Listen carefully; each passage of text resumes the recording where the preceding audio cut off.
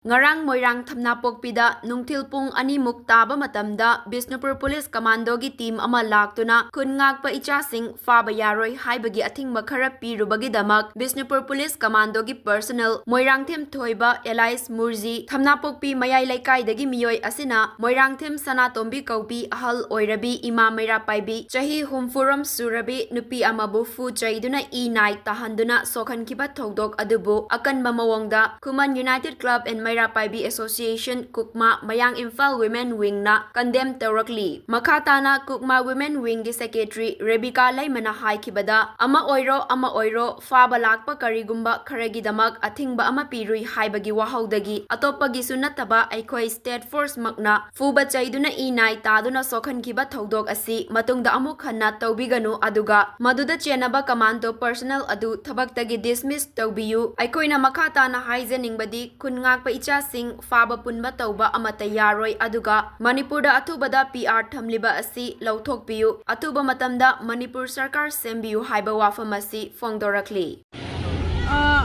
Ngarang Moirangda kogi Ima Meira Paibi ama commando na Furambabu thawdokta yaningdaba phongdoktuna ngasi mayang Imphal bazarda koi khongjang ama sathunjari masida khoina haijaningibadi mamagumba ahal Oirabi Nupi amada ama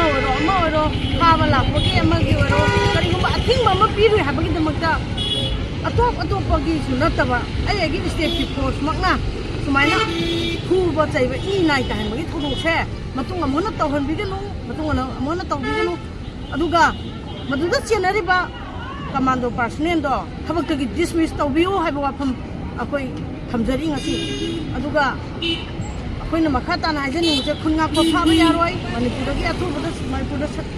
gi PR lauthokpiyu aduga Manipurda athubada sarkar sembiyu haiba wafam akoi thamjari